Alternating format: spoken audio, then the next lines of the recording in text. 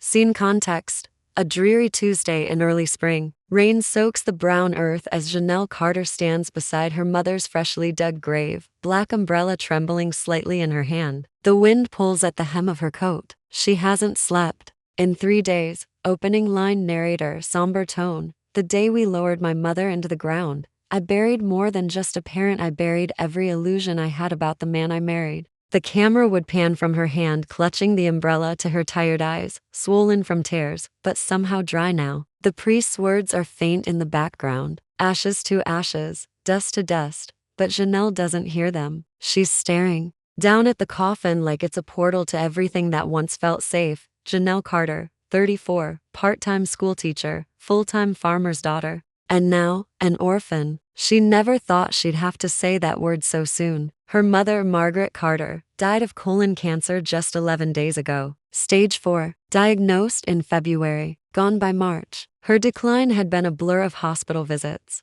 whispered prayers, and an ache that settled somewhere behind Janelle's ribs and refused to leave. Before we jump back in, tell us where you're tuning in from. And if this story touches you, make sure you're subscribed, because tomorrow, I've saved something extra special for you. Her father had passed 3 years earlier, a sudden stroke on a Tuesday morning.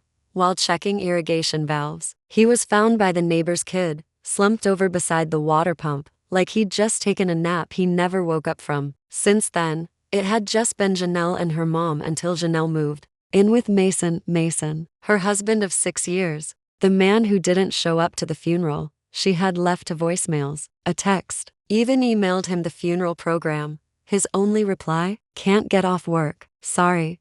Work. Mason was a logistics manager at a grain distribution hub in town, a 9-to-5 guy. The funeral was at a.m. on a Saturday. When the priest finally finished, and the last of the mourners trickled off to their cars, Janelle stood there a moment longer, feet heavy in the mud. She felt like she was stuck between worlds: a daughter without a mother, a wife without a husband, a woman staring down the barrel of a life she didn't sign up for. Cut to Janelle's home that evening. Farmhouse smells like mothballs and grief. A lasagna left by a well-meaning church lady is sweating through tinfoil on the kitchen counter. The cat, Pickles, meows once before curling back into his spot on the window ledge. Janelle kicks off her muddy boots and pulls off her coat, letting it drop over a chair. The house is eerily silent. She doesn't bother turning on the lights. Instead, she walks to the living room and collapses onto the couch. She doesn't cry. Not yet. She just stares blankly at the fireplace, where the embers have long gone cold. Knock, knock, knock.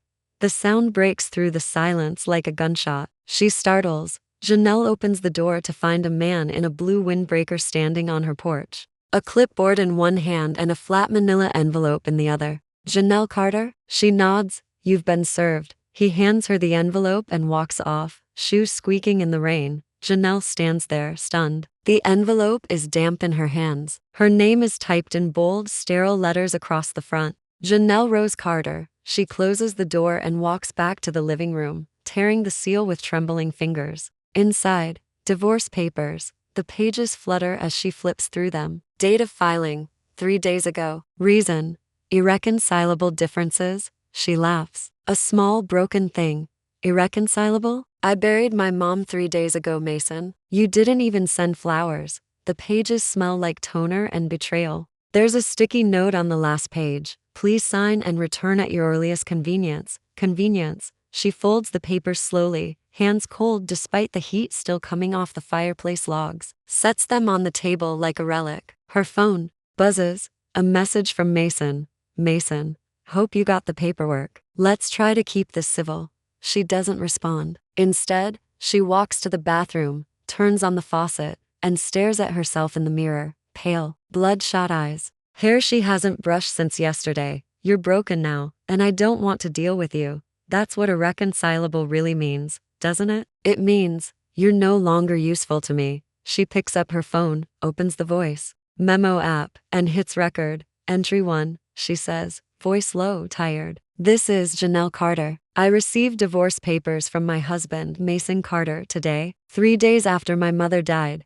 She pauses. He didn't come to the funeral. He filed these before she even passed. That tells me everything I need to know. She ends the recording, saves it, then she walks to the cabinet, pulls down a bottle of her mom's favorite bourbon, pours herself an inch, and lets it sit untouched on the table. A deep breath, then another. Finally, she speaks aloud, to the room, to herself, to the ghost of her mother she swears is still in the walls. Okay, you want it out, Mason. Let's see how far I can walk without you. She finishes the bourbon in one sip. Narrator voiceover during Janelle watching rain through the window. Tell me in the comments, have you ever been betrayed by someone at your lowest point? And make sure to hit subscribe. I've got a follow up to this story coming. That'll leave your jaw on the floor. Scene transition. Cut to a slow pan over the Carter family farm. Weather-beaten barns, fields still dormant from winter. The wind catches the edges of a plastic tarpaulin. The tractor shed. An old swing creaks from the oak tree out front.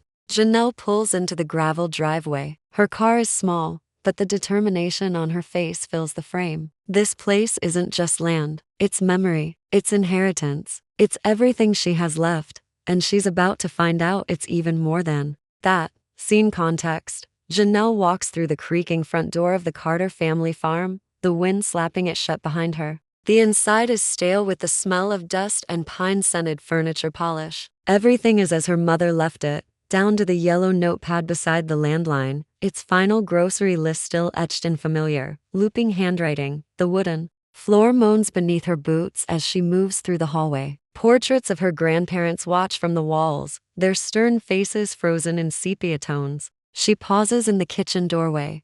The same checkered curtains, the same chipped mug her mom used every morning. Janelle grips the back of a chair, steadying herself. All right, Mama, she whispers. Talk to me.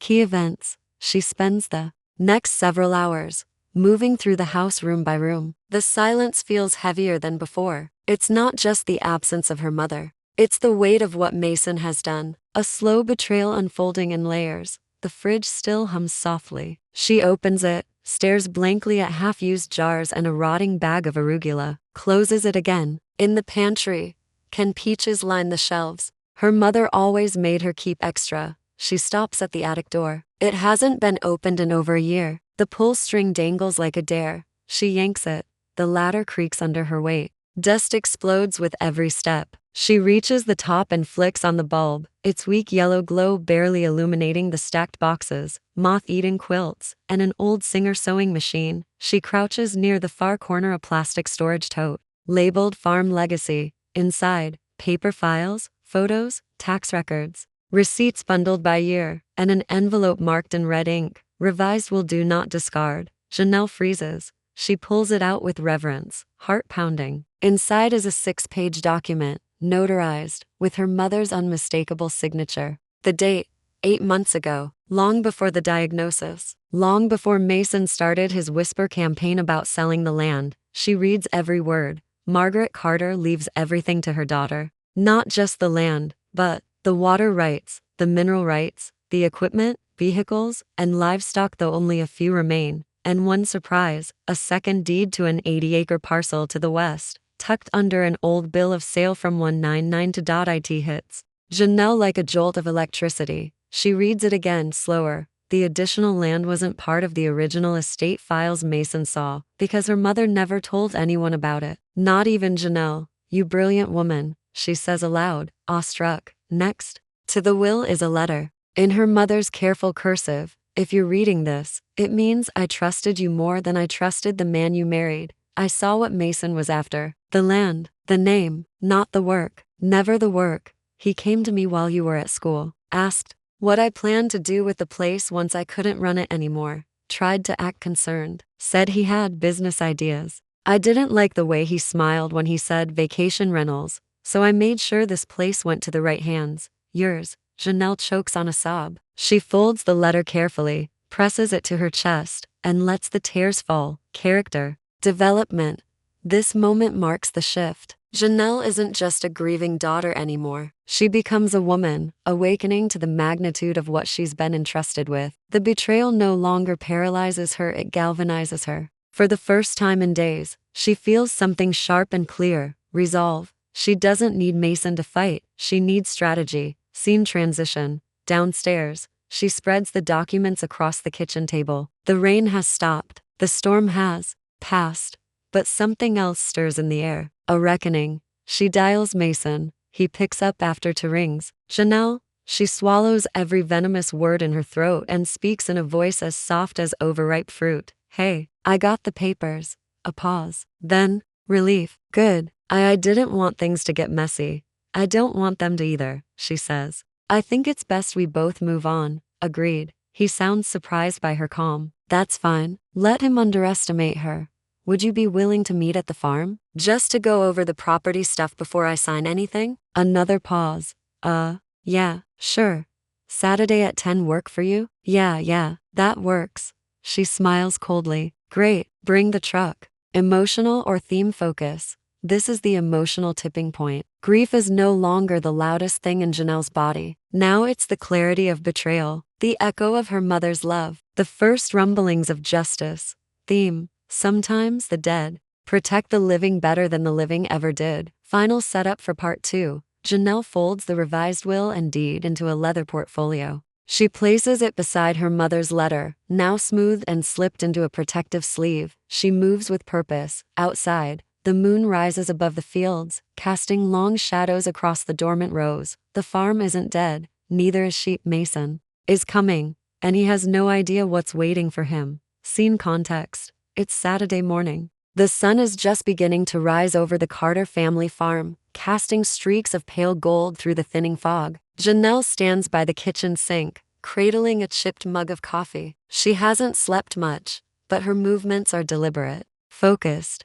Outside, dew clings to the fields. Birds begin their morning chorus. Somewhere, a rooster crows. Inside, the documents are stacked neatly on the dining room table: the revised will, the land deeds, the letter from her mother, and a copy of the truck loan agreement. Janelle stares at them like they are weapons. And today, she intends to use them. Key events. By 9:45, she hears the crunch of gravel, the low hum of a diesel engine. Mason's custom-built Ford F-250 comes into view, polished and gleaming in the morning sun. He parks too close to the porch. As if he still has the right, Janelle watches through the front window as he adjusts his sunglasses, checks his teeth in the mirror, and steps out. He's wearing a button-down, jeans that look too new, and that smug expression she once mistook for charm. She opens the door before he can knock. Hey, he says, flashing a grin that doesn't touch his eyes. Come in, she replies coolly. Mason steps inside, pausing briefly to scan the room. He smells like cedar cologne and cheap aftershave. The house absorbs none of it. He notices the paperwork on the table and arches a brow. What's all this? Estate paperwork, Janelle replies, sitting down. Mason follows her lead, sitting across from her like they're old friends dividing an inheritance. I figured we could go over the asset stuff now. Clear the air. He leans back to relaxed. You know, Janelle, this doesn't have to be complicated. I know it's a lot losing your mom, but maybe this divorce is for the best. We've changed. Oh, I agree, she says, eyes narrowing. Rachel and I were doing really well. There it is, the bait.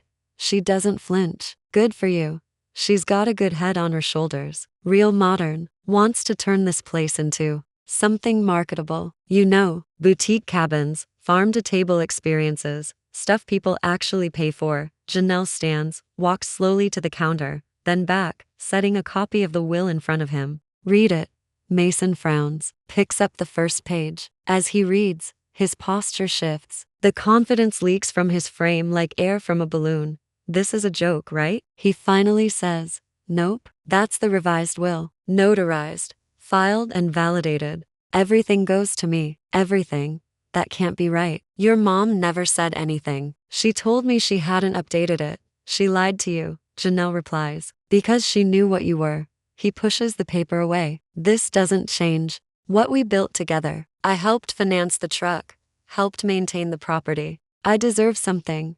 Janelle pulls out a second folder. Inside, the truck loan, title in her name, proof of missed payments. You helped finance it? Mason, the loan is in my name. You stopped paying months ago. Want to guess how many missed payments it takes to trigger repossession? His mouth opens then closes. I could let the repo company take it, she continues. Or, you can hand me the keys. The tension in the room crystallizes. Mason's face flushes red. You really think you can just push me out? Like I never mattered? Janelle crosses her arms. You didn't even come to the funeral. He stands, nostrils flaring. "You're acting crazy. I could take you to court. Get half of everything." Emotional distress, mental instability. She raises a finger, calm as ice. "Texas is a one-party consent state. I've recorded every call you've made since Wednesday, including the one where you said, and I quote, 'I hope she just signs the papers so I can finally move on.'" He stiffens. "Want to try me?" For a moment, he says nothing. Then slowly, he reaches into his pocket and pulls out the truck keys, sets them on the table with a hollow clink. "Call your Uber," she says. He storms out. Character development. Janelle's evolution from grieving to calculating continues in this scene. She maintains emotional composure and uses logic, legality, and moral clarity to dismantle Mason's sense of entitlement. She is now firmly the one in control. Mason, by contrast, begins to unravel. His charm fails, his leverage collapses, and for the first time, he realizes Janelle isn't the woman he thought he could outmaneuver. Emotional theme focus. This half of part 2 is about the power of preparation. Janelle didn't just react to betrayal. She planned, she waited, and when the moment came, she struck with precision. Theme. Power lies not in volume, but in certainty. Transition setup. As Mason disappears down the driveway, dust swirling behind his retreat, Janelle steps onto the porch. She looks out at the acres now solely in her name. The wind feels different today. She picks up the truck keys, runs her fingers across the worn leather fob, and slips them into her pocket. Inside, the papers remain on the table, but the next battle is already on the horizon. In the attic, she missed something. A second box, and it doesn't just contain legacy. It contains a secret Mason thought he buried with her mother.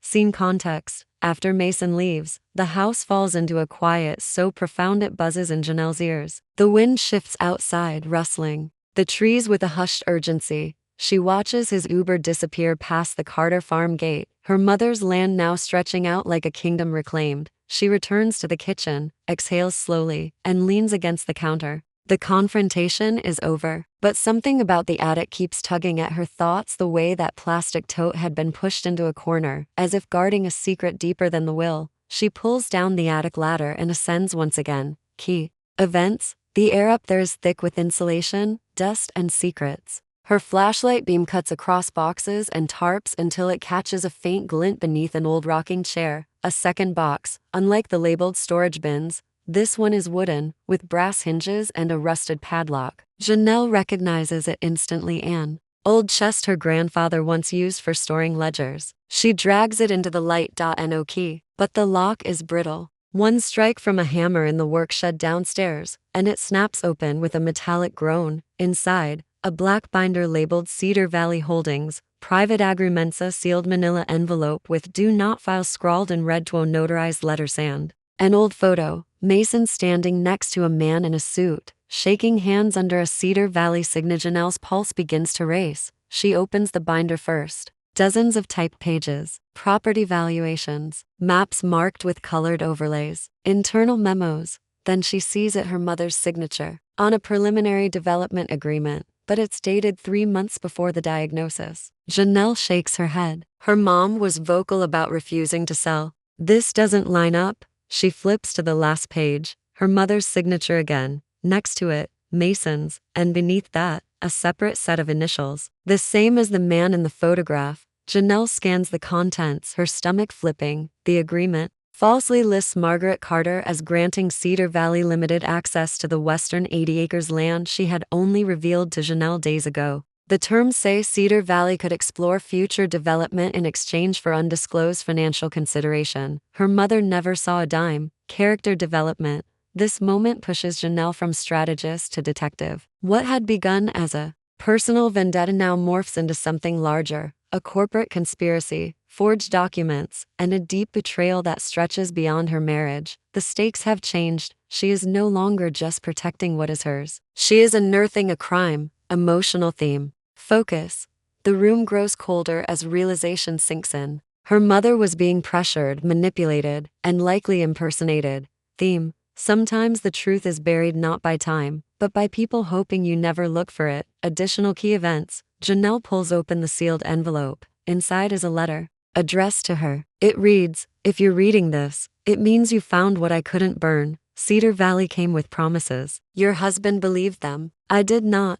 The deal you found, that wasn't mine. They forged my name. I refused to sign. When they approached me, Mason said he'd handle it. I didn't know until it was too late that he already had. If this goes public, be careful. These people don't play fair. The second notarized letter is from her mother to a lawyer, stating her refusal to enter into any agreement with Cedar Valley, and affirming she had seen Mason speaking with their rep without her knowledge. Scene transition.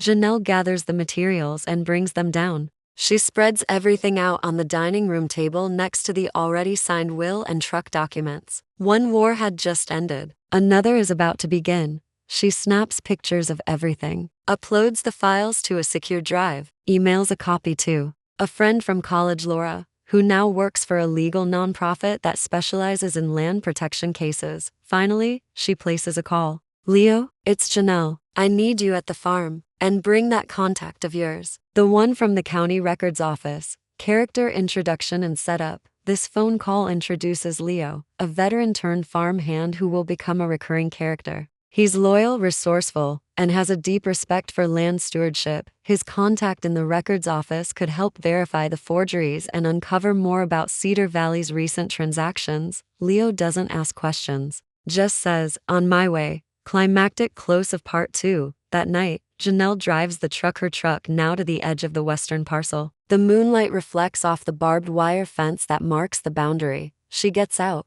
walks until the fields open before her like an ancient secret. Somewhere out here, Cedar Valley was planning to dig up something sacred and call it progress, but they didn't count on her. Janelle plants a flag in the soft earth, a wooden stake with a single message painted in red. This land is not for sale. Final emotional beat. As the wind lifts her hair, she hears her mother's voice like a whisper between the branches. You were always stronger than you knew. Janelle turns back toward the farmhouse. The lights are on now. Her war room is waiting. Scene context. Sunday morning breaks clear and warm. The scent of wet earth still lingers from last night's rain. Chickens cluck softly from their coop near the barn, and the rhythmic creak of the windmill cuts through the hush like an old metronome. Janelle stands in front of the mirror in her mother's old room, wearing work jeans and a dark green flannel. She laces up her boots slowly, deliberately. Today, she meets the man her ex-husband had hoped she'd never speak to. Leo arrives at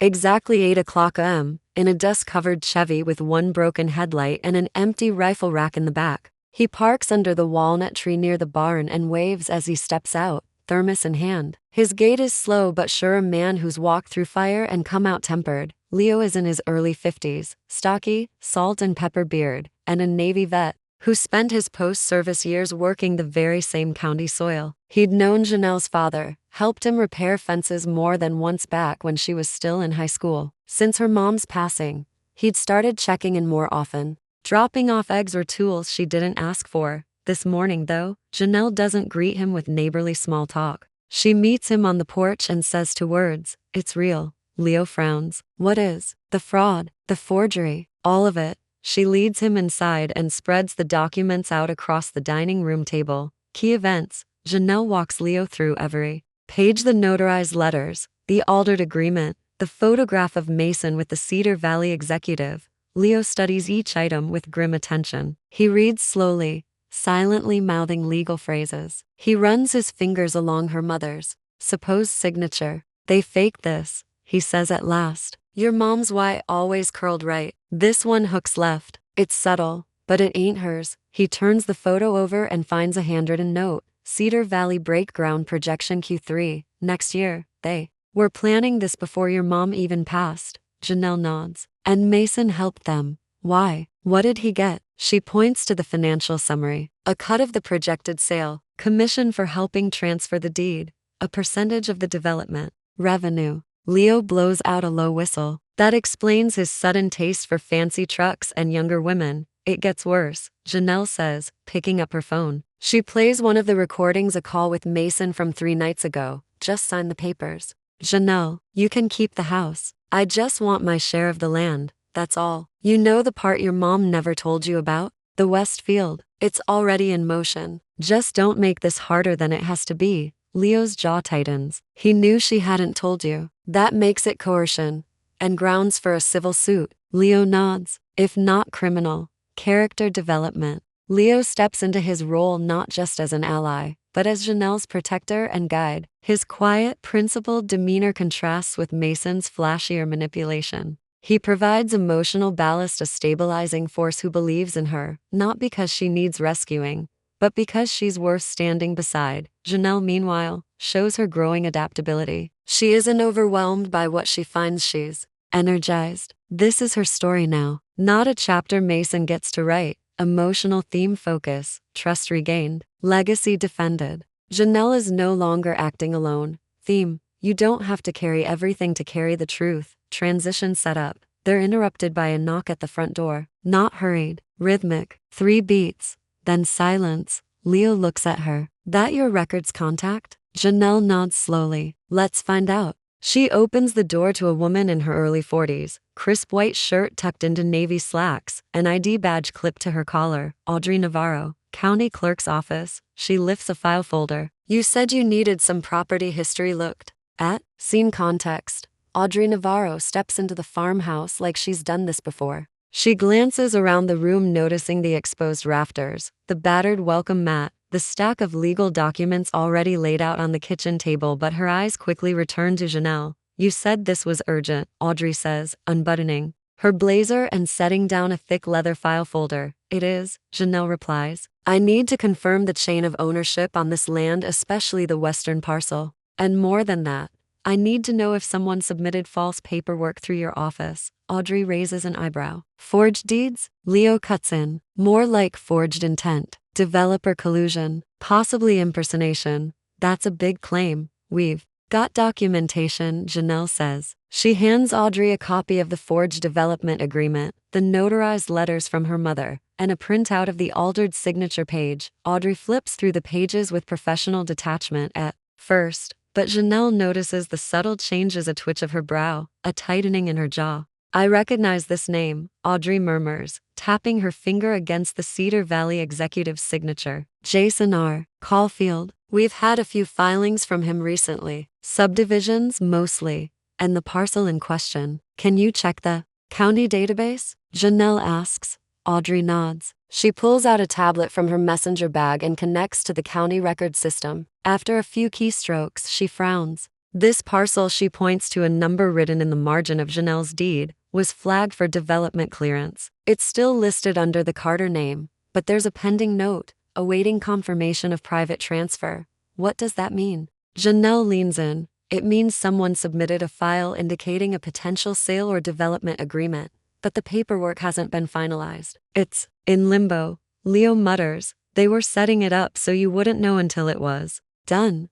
Audrey nods grimly. And if no one contests it within a certain window, it can be finalized without additional oversight. Janelle stares at her. How long is that window? 30 days from date of intent. And the date? Audrey checks the screen. Her face pales. You've got 6 days. Key events. The room is silent for a moment. Then Janelle grabs her phone, typing rapidly. I'm notifying my attorney. And I want a formal complaint filed with the clerk's office immediately. I can help you with that, Audrey says. But you'll need to come in to sign it personally, preferably by Monday morning. I'll be there when your doors open. Leo glances toward the window. If Cedar Valley knows the clock is ticking, they'll push harder. Maybe even try to fast-track it. Let them try, Janelle says. Her voice is steady now, cold with purpose. They can throw every document they want. I've got truth. Audrey gathers the documents into a neat pile and tucks them into her folder. I'll get these scanned and cross-verified. But if what you're saying is true, you've got a real fight on your hands. Then I guess it's a good thing I'm ready to fight. Character development. This moment is critical for Janelle. She steps beyond defense and into offense. Her conviction is no longer personal, it's systemic. She's up against a machine now, not just a manipulative ex-husband. Leo continues to serve as her sounding board, challenging her when needed but also reinforcing her instincts. Audrey adds new texture. She's methodical, skeptical, but clearly principled. Emotional theme focus. The stakes are no longer emotional alone. This is about power, about legacy, about whether people like Mason and Cedar Valley get to write the future with ink forged in betrayal. Theme. The difference between theft and inheritance is who has the courage to fight for it. Scene transition. Audrey leaves with a promise to call if anything else shows up in the system. Leo and Janelle step outside. The afternoon sun has broken through the clouds. In the distance, a pair of deer stand at the edge of the tree line, watching. You ever think you'd be wrapped up in a land war? Leo asks. Janelle laughs dryly. I thought I was marrying a man who'd help raise goats, not get me dragged into litigation. Leo squints toward the west field. You know, I helped your granddad dig those irrigation lines back in the 80s. That parcel, it was wild back then, untamed. Your mom wanted to keep it that way. I want to bring it back, Janelle says. Native crops, clean water systems, a learning center for the local school district. Leo raises an eyebrow. You thinking that big? Why think small? Scene. Flashbacks set up brief memory as they walk toward the barn. Janelle recalls a moment from childhood, her mom and dad sitting on the tailgate of the old truck, sipping lemonade, watching the sunset over that same western field. Some things aren't meant to be sold, baby, her mom had said. Some things we keep, not because they're worth a fortune, but because they make us who we are. Back in the present, Janelle stops, turns to Leo. You said something once about the land remembering. Leo nods slowly. It does. It remembers who loved it, who harmed it, and who came back for it. Then let's remind it who I am. Scene. New action plan. Back inside, Janelle opens a new notebook. She flips to a clean page and writes at the top in bold letters. Phase 1, containment. File the formal complaint Monday at the clerk's office. Contact environmental lawyer recommended by Laura. Begin paperwork for historical designation of Western parcel. Launch public awareness campaign about local land stewardship. Contact Regional Agriculture Board about sustainable grants. Leo peers over her shoulder. You're building a war chest. No, she says. I'm building a future. She flips the page again and starts sketching. Leo watches as a crude map of the farm emerges. Plots labeled, water sources marked, a space shaded for a future greenhouse. You really are your mother's daughter, he says. Final emotional beat. As the sun sets that evening, Janelle walks alone through the western field. The grass rustles around her boots. She kneels and runs her fingers through the soil. I won't let them take you, she whispers. The wind blows gently through the trees, and for the first time since her mother died, Janelle smiles. Scene context? Monday dawns crisp and cloudless, but the weight in Janelle's chest makes the sky feel heavy. She's already dressed in her professional best, a tailored navy blazer, clean denim jeans, and leather boots polished to a shine. Her hair is pulled into a tight braid. Today isn't about grieving or planting. Today is about law. At 8 o'clock a.m. Sharp, she pulls up to the county clerk's office, her truck rumbling low as she parks by the side entrance. She clutches a manila folder containing every document Leo and Audrey helped her prepare. Audrey is already waiting on the steps, coffee in one hand and a folder of her own tucked under her arm. They'll try to stall you, Audrey says as she leads her inside. Don't let them. Key events. The clerk's office is sterile and quiet, the kind of bureaucratic silence that always feels suspicious. Janelle steps to the service counter and presents her complaint to the young man behind the glass. His name tag reads Tyler, and he looks barely old enough to drive. I need to file a formal challenge against a pending property transfer, she says. You got a form? Right here. She slides it through. Telling and preparing this story took us a lot of time, so if you are enjoying it, subscribe to our channel. It means a lot to us. Now back to the story. He eyes the paperwork, flips through it with an expression between boredom and confusion. Hang on, let me get my supervisor. Audrey taps her nails lightly on the counter. Of course. 10 minutes later, a man in his late 40s appears, balding, slightly winded, and holding a lukewarm coffee in a Cedar Valley branded thermos. Audrey recognizes him immediately. Walter Gaines, head of records. Janelle Carter, she says. We've met. He replies curtly, then addresses Audrey. Didn't expect to see you in the middle of a property dispute. Didn't expect to find forged documents in your files, Audrey replies. Walter frowns. That's a bold accusation. We have notarized letters disputing the sale, dated before the transfer was submitted, Janelle says, plus a signed statement from my mother declaring she never agreed to anything. This development agreement was filed through Jason Caulfield's office. Walter responds. Everything we have appears clean. You mean, everything you have appears unexamined, Audrey says. Because someone wanted it that way. A tension builds. Walter shifts uncomfortably. We'll open an internal review, he says. In the meantime, the 30-day window remains. No, Audrey says, sliding a copy of the Texas Land Rights Code across the counter. Once a formal challenge is filed with evidence of forgery and fraud, the transaction is frozen. You know that. Walter glares, but doesn't argue. I'll notify Caulfield's office. You do that. And let him know I'm sending a copy of this to the Attorney General. Janelle adds. She signs the challenge in front of them both. Transaction halted. Character development. Janelle's transformation into an assertive, prepared woman of action is fully realized in this moment. She doesn't wait to be rescued. She doesn't crumble when met with resistance. She commands the room with knowledge and purpose. Audrey, who began as a civil servant following protocol, steps fully into her role as a whistleblower turned ally. Together, they cut through red tape with the sharpness of conviction. Emotional focus.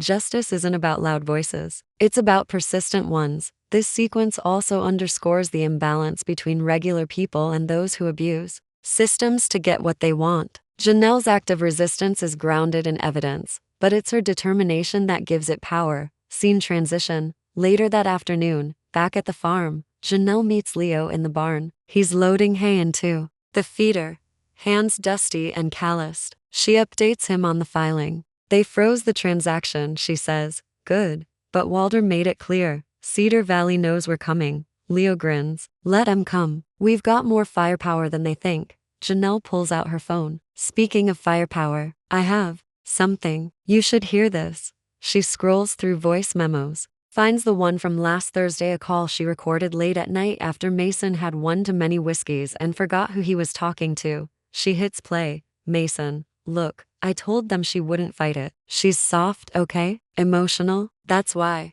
They gave me the bonus early. And once this all closes, I get equity. Real money. They don't even care if the signature's hers. They said just get it on paper. That's it. Leo whistles. That's your silver bullet.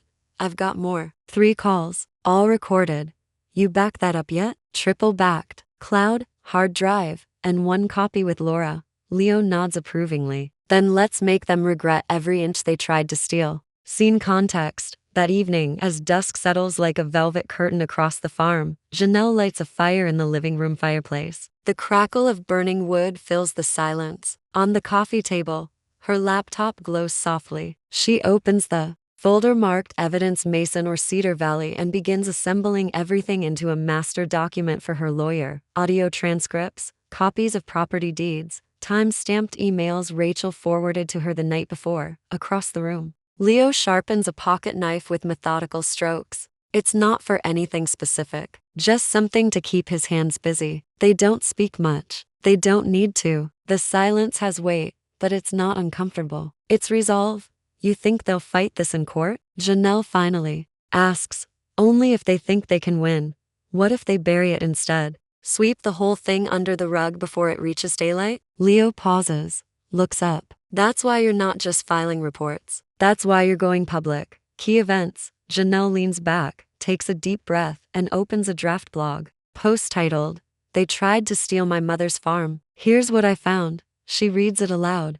I'm not a lawyer. I'm not a politician. I'm a school teacher and a farmer's daughter. My mother died of cancer 6 months ago. 3 days after her funeral, my husband filed for divorce. I thought that was the worst of it. I was wrong. Behind my back, my husband and his employer, Cedar Valley Agri Holdings, submitted forged paperwork trying to transfer part of my inheritance to a development firm. They didn't expect me to find the revised will. They didn't expect me to read the fine print. But most of all, they didn't expect me to fight back. She looks up. Too much. Leo shakes his head. Just enough. She hits publish. Within an hour, the post gains traction. Comments pour in. Local farmers, environmental activists, teachers who recognize her name from the district, people offering legal tips, donations, or just simple words of encouragement. You're not alone. Fight this.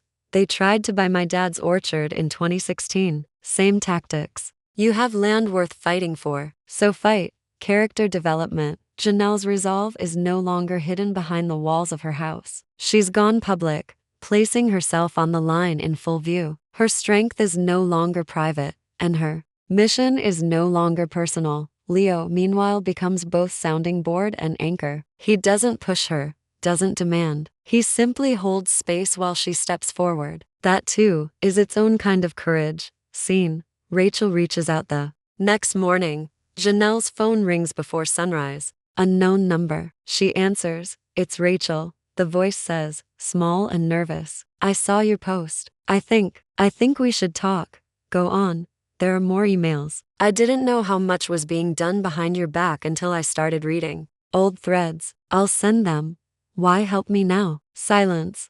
Then, because I'm next. Janelle nods slowly. Then let's stop them before they move on. Key evidence reveal. Rachel emails over several attachments. A memo from Caulfield titled JC. Signature verification proceed regardless. A scanned check issued to Mason 2 weeks before Janelle's mother passed an internal email chain suggesting Cedar Valley was aware the western 80 acres were protected land. Janelle forwards everything to Laura, her environmental attorney contact, and adds a note, we've got them. And they know it. Scene transition. Later that day, a knock sounds at the farmhouse door. Janelle answers it, expecting Leo or Audrey. Instead, it's a courier.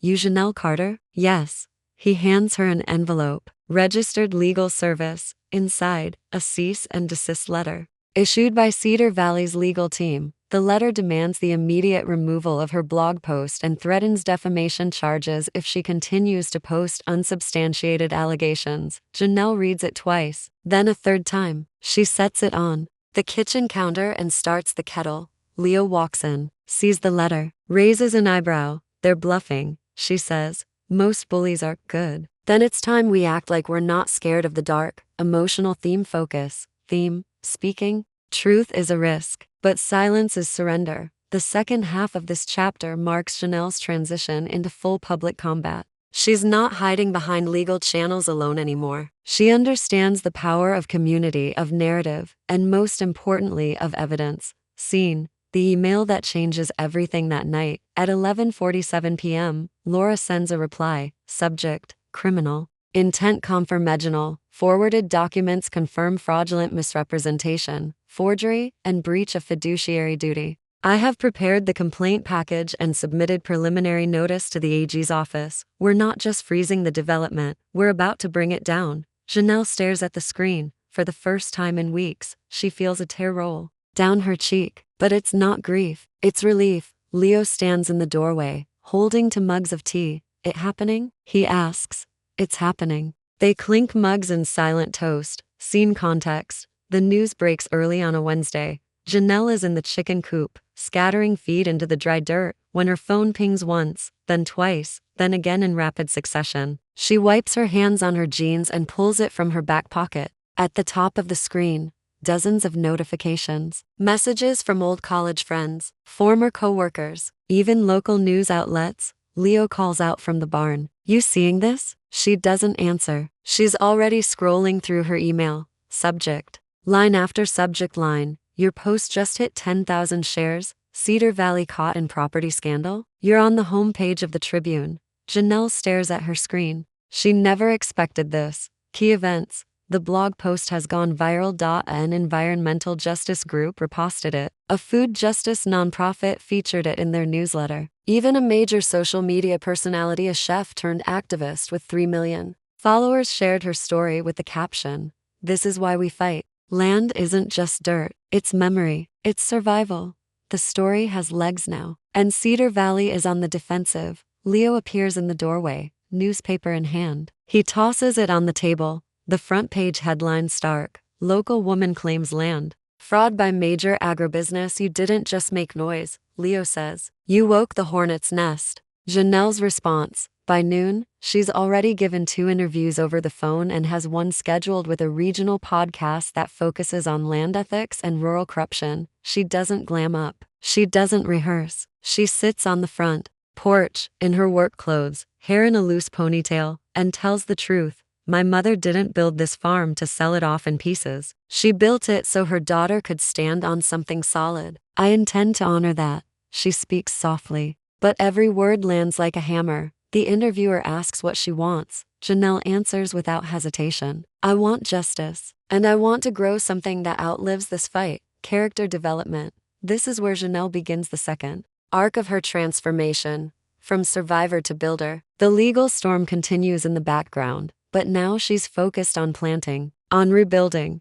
She applies for a sustainable agriculture grant, reaches out to her local extension office, contacts a regional university with a food systems program, and proposes a partnership. Leo watches it all unfold from the edges. "You're planning more than a farm," he says. "I'm planning a future." Scene transition. That evening, she meets with 3 local families at the town library. Each of them has land of their own. Each of them has stories about surveyors showing up uninvited, about pressure to sell. Janelle shares her story, passes around printed guides on filing complaints and challenging development permits. "We don't have to lose what we inherited," she tells them, "but we do have to fight smart." They nod. One of the mothers, a woman named Daria, says quietly, "You make me feel like I can say no." "You can," Janelle says. "And you should." She hands out seed packets at the end of the meeting. Collard greens, heirloom tomatoes, okra, a symbol, theme focus, theme.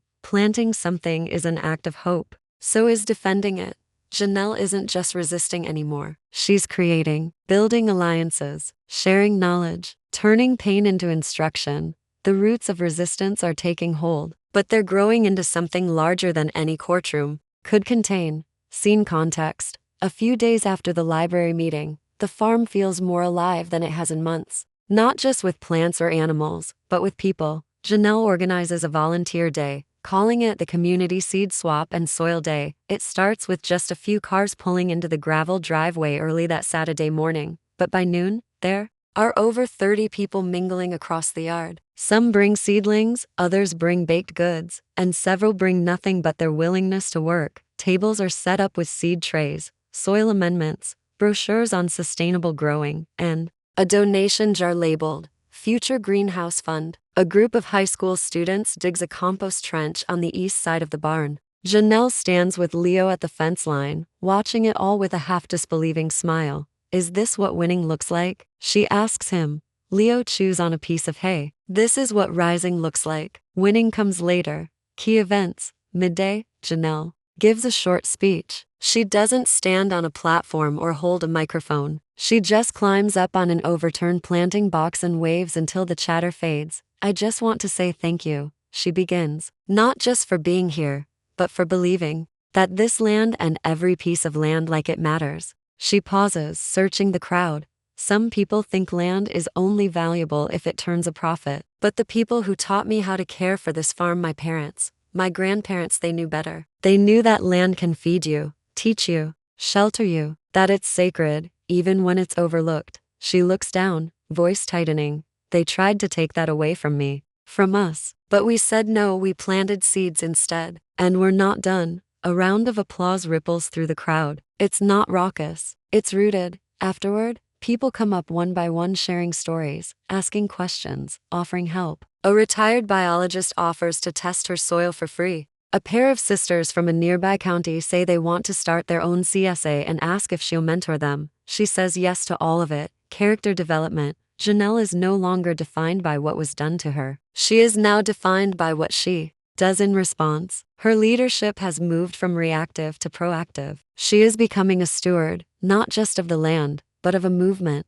Leo watches her throughout the day. He sees the way people listen to her, not with awe or pity, but with respect, with hope. He tells her as much that night, as they sit on the tailgate of the truck under a pink blush sky. "You're turning into your mom," he says. Janelle smiles. "I hope so." New narrative layer. That evening, Janelle writes another blog post, not about Cedar Valley, not about Mason, but about what comes after. "Today I saw what happens when you give people a reason to care. When you let them put their hands in the soil and remind them what it means to grow. This isn't just about lawsuits. It's about legacy. And I want mine to be more than resistance. I want it to be renewal." She includes photos of the volunteers, the garden beds, the seed packets with tiny handwritten notes on them. The post goes live just before midnight. By morning, it has more comments than her first one. Scene transition. At dawn, Janelle walks the boundary of the western field. The grass is ankle-deep and silvery with dew.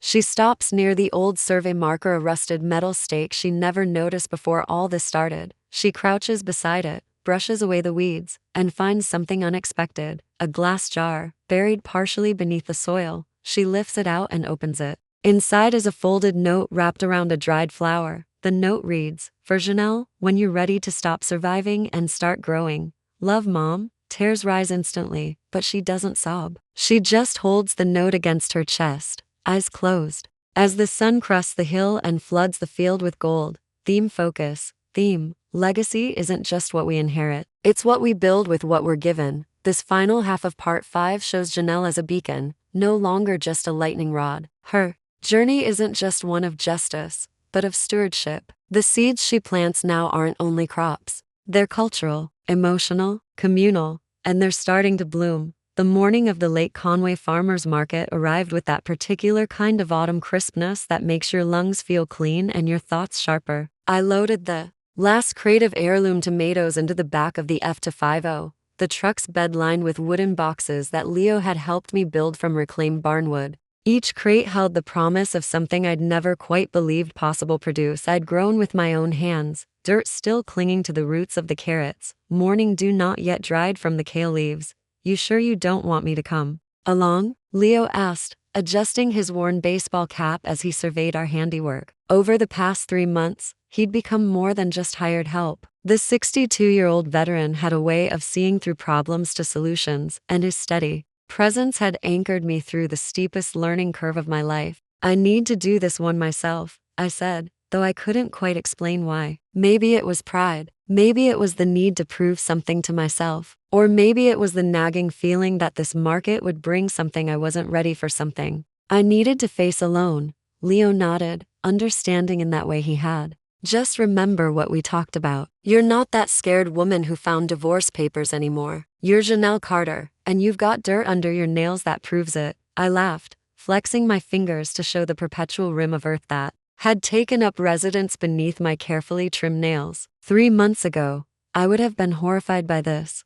3 months ago, you were someone else. He handed me the cash box and the credit card reader I'd finally figured out how to operate. "Now go show Lake Conway what real food looks like." The drive to the market square took 25 minutes, winding through the same roads I'd traveled as a child when Mom would take me to sell her preserves and pickled vegetables. But this time, I wasn't the quiet kid hiding behind her mother's skirts. I was the one with the truck full of produce, with the permit tucked into my shirt pocket, with the nervous energy that comes from putting yourself out there for judgment. The Lake Conway Farmers Market had expanded since I was young. What used to be a handful of card tables set up in the old Methodist church parking lot had grown into a proper weekly event that stretched across 3 blocks of downtown. Vendors arrived as early as 5 in the morning to claim the best spots, and by 7, the organized chaos of setup was in full swing. I found my assigned space between Martha Hendricks, who'd been selling homemade bread for longer than I'd been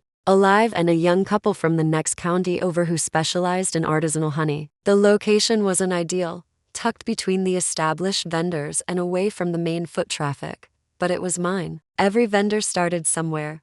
"Well, look what the cat dragged in," Martha called out as I backed the truck into position. Her voice carried that particular mix of curiosity and skepticism that small-town people reserve for anyone trying something new. "Janelle Carter, right? Heard you were taking over your mama's place." "Yes, ma'am." I killed the engine and stepped out, suddenly conscious of how my jeans were still damp at the knees from the morning harvest. "Finally got my act together." Martha's expression softened slightly. She'd known my mother well, had probably heard the whole ugly story about Mason through the small-town gossip network that functioned better than any news service. "Your mama grew the prettiest tomatoes this side of the county line. Let's see if the apple didn't fall far from the tree." The next hour blurred into the physical poetry of setup and folding tables, arranging produce in wooden crates, hanging the hand-painted sign Leo had made that simply read, "Carter Farm, grown with purpose." Each tomato found its place. Every bunch of carrots was arranged to catch the morning light. I'd practiced this layout in my head dozens of times, but the reality felt different, more permanent somehow, more like a statement than a simple transaction. By 8:30, the early shoppers were beginning to trickle in. These were the serious buyers, restaurant owners scouting for ingredients, home cooks who knew that the best produce disappeared fast, elderly couples who treated the farmers market like their weekly Social event. I recognized some faces from childhood, people who'd known my parents, who nodded approvingly at my setup while carefully examining the quality of my offerings. "These look beautiful, honey," said Mrs. Morrison, who'd taught Sunday school when I was 7. She held up one of my beefsteak tomatoes, turning it in the light to check for blemishes. "Just like your mama used to grow. She'd be proud." The words hit me harder than I expected. 3 months of throwing myself into the farm work had kept the grief at bay, buried under the immediate demands of learning irrigation schedules and soil pH levels. But standing there, selling produce at the same market where Mom had built her reputation, the weight of her absence settled on my shoulders like a familiar coat. "Thank you," I managed, accepting the $5 for 2 pounds of tomatoes. That means everything. By 9 o'clock, I'd found my rhythm. The nervousness had transformed into something more focused, more confident. Each sale felt like a small victory, validation that the work was worth something, that the decision to rebuild my life on this land had been right. A line was forming at my table, drawn by word-of-mouth recommendations and the visible quality of the produce. "Excuse me, are these organic?" asked a woman in her 40s, dressed in the kind of carefully casual outfit that spoke of money and leisure time. She held a bundle of carrots like she was examining a precious artifact. "Certified organic as of last month," I replied, handing her the certificate Leo had insisted I laminate and display prominently. "No pesticides, no synthetic fertilizers, just old-fashioned composting and crop rotation." She nodded approvingly, adding the carrots to a growing collection of vegetables. "My daughter goes to school with sustainable agriculture principles now. She'll love knowing where her food comes from." She paused, studying my face with the intensity of someone trying to place a half-remembered detail. "You know, you look familiar. Do you teach?" "I feel like I've seen you at parent-teacher conferences." "I used to teach," I said carefully. "Took some time off to focus on the farm." "Right, you're Mrs. Carter. You had my daughter Emma for 4th grade 2 years ago. She still talks about your history projects." The woman's face lit up with recognition. "I had no idea you were farming now. What a wonderful career change." I smiled, accepting her $20 bill and making change from the cash box. Sometimes life takes you in directions you didn't expect. The morning continued in waves of busy periods punctuated by brief lulls that allowed me to observe the rhythm of the market. There was something deeply satisfying about the entire ecosystem: vendors comparing notes on growing seasons, customers building relationships with their food sources, children discovering that carrots came in colors other than orange. This was what community looked like when it functioned properly. Around 10:30, during one of the quieter moments, I noticed him. Mason stood 3 vendors down, partially hidden behind a display of cut flowers, but unmistakably himself. Same height, same way of standing with his weight shifted to his left leg, same nervous habit of checking his phone every few minutes. But everything else about him looked wrong, like a photograph that had been slightly overexposed. He'd lost weight not in a healthy way, but in the hollow-cheeked manner of someone who'd forgotten to eat regularly. His clothes, always precisely coordinated during our marriage, looked rumpled and mismatched. A polo shirt that had seen better days, khakis with a stain on the front, sneakers that belonged to a teenager rather than a 36-year-old man trying to project professional competence. But it was his expression that stopped me cold. He looked lost in a way that went beyond simple geographical confusion. This was a man who'd found himself in a place he didn't recognize, holding a reusable shopping bag like he wasn't quite sure what it was for, scanning the crowd with the bewildered air of someone who'd shown up to the wrong party. Our eyes met across the space between vendors, and for a heartbeat, the entire market seemed to pause. The chatter of customers faded, the rustle of paper bags became distant, and all I could hear was the sound of my own heartbeat in my ears. 6 months since that day at the farmhouse when I'd taken his keys and watched him call an Uber. 6 months since I'd seen the face that had shared my pillow for 8 years. He looked like he wanted to approach, took a half step forward, then stopped himself. His mouth opened slightly, as if he were about to call my name, then closed again. I watched him wrestle with the decision, his face cycling through expressions I recognized, the same sequence he'd always gone through when faced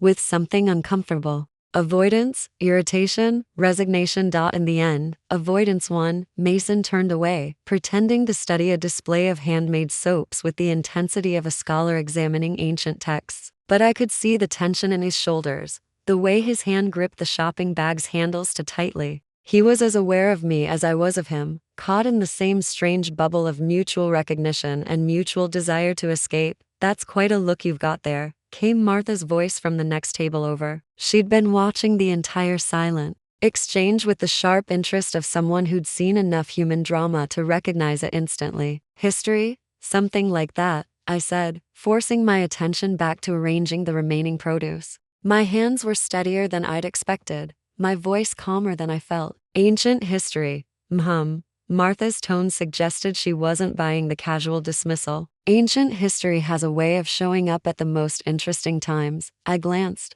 back toward the soap display, but Mason had moved on, drifting toward a vendor selling homemade preserves. He was making a show of shopping, picking up jars to read labels, but his movements were too deliberate, too conscious of being observed. This wasn't a man enjoying a Saturday morning at the farmer's market. This was a man who'd come here for reasons he probably couldn't articulate to himself. "Fresh carrots, grown right here in Lake Conway," I called out, falling back on vendor protocol to ground myself in the present moment. A small crowd gathered around my table, and I threw myself into the familiar rhythm of answering questions about growing methods and recipe suggestions. But part of my attention remained fixed on Mason's location, tracking his movement through the market like a weather system I needed to monitor. He lingered for another 20 minutes, never approaching my table directly but never quite leaving the area either. I watched him buy a small jar of honey, probably not because he wanted honey, but because the act of purchasing something gave him an excuse to stay. He spoke briefly with the young couple running the honey booth, nodded politely at their explanation of different floral sources, and handed over exact change with the careful precision of someone concentrating very hard on a simple task. Then,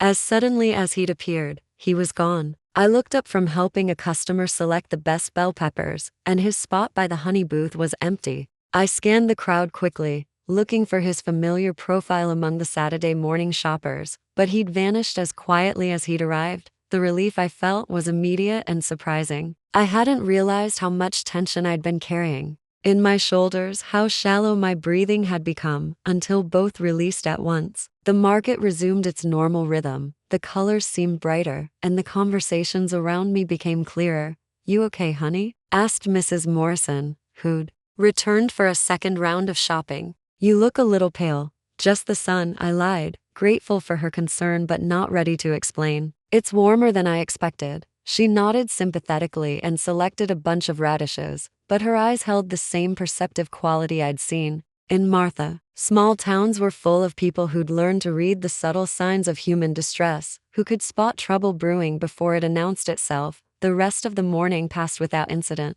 I sold through most of my inventory, collected business cards from 3 restaurant owners interested in regular deliveries, and made enough money to justify the time investment. More importantly, I'd proven something to myself about who I was becoming. The woman who'd stood behind this table, handling customers and managing transactions, bore little resemblance to the broken person who'd found divorce papers on her kitchen counter. As I packed up the remaining produce and folded the tables, Leo appeared with impeccable timing. He'd driven into town to run his own errands and offered to help with the breakdown. "How'd it go?" he asked, lifting a crate of unsold butternut squash into the truck bed. "Good," I said, then paused, considering how much to share. "Really good, actually. Made back the table fee and then some." He nodded approvingly, but I could tell he was reading something in my expression that suggested the morning had been more complicated than simple profit and loss. "Meet any interesting people?" The question was casual,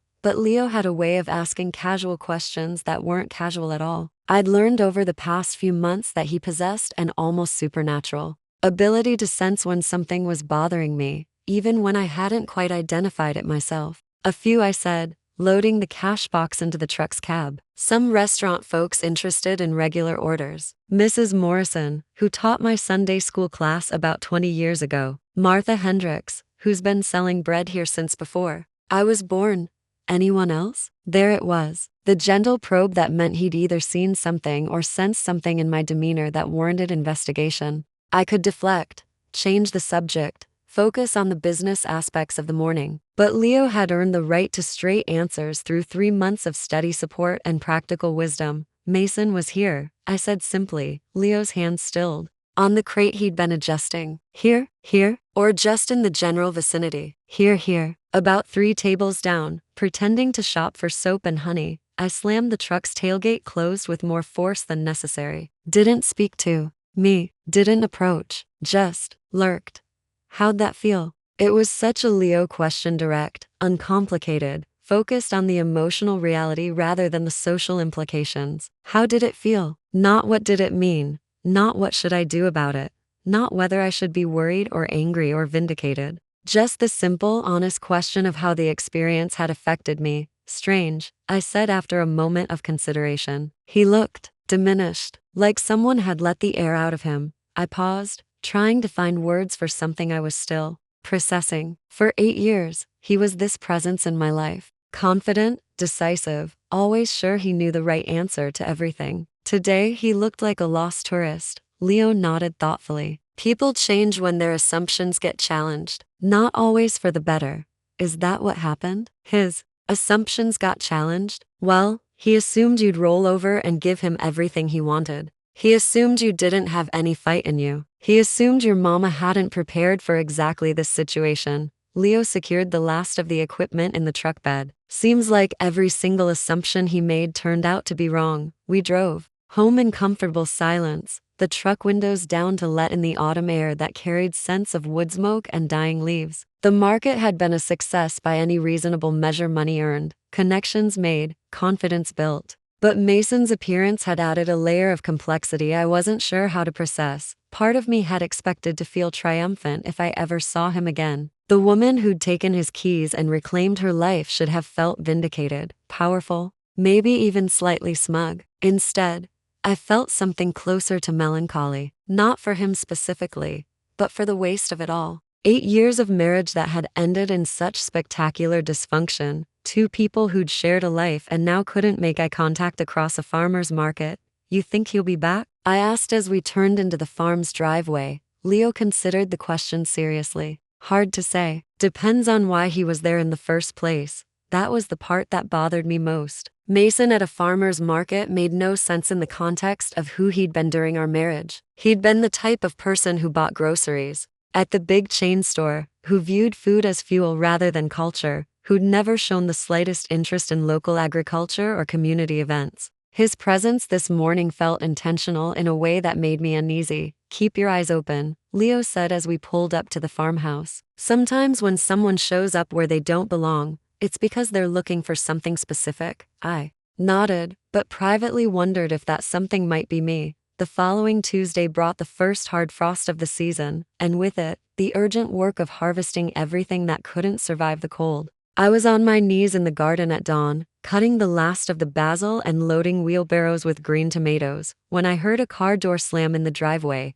Leo emerged from the barn, hay fork in hand, and we exchanged glances. Unexpected. Visitors at 6 in the morning usually meant either very good news or very bad news, and recent experience had taught me to prepare for the latter. Janelle, the voice was female, uncertain, and unfamiliar. Janelle Carter? I stood, brushing dirt from my knees, and walked toward the front of the house. A small red sedan was parked beside my truck, and standing next to it was a woman I'd never seen before. She was younger than me, maybe late 20s, with carefully styled blonde hair and the kind of outfit that suggested she'd dressed up for this encounter. Pressed jeans, a sweater that looked expensive, boots that had never seen actual farm work. I'm Janelle, I said, staying several feet away. Something about her nervous energy put me on guard. I'm Rachel. She twisted her hands together, glancing around the property with wide eyes. Rachel Mills. I think we need to talk. The name clicked into place with an almost physical sensation. Rachel, Mason's new girlfriend. The 26-year-old who thought planting a tomato made you a homesteader. The woman he'd been dating while still married to me. The one he'd mentioned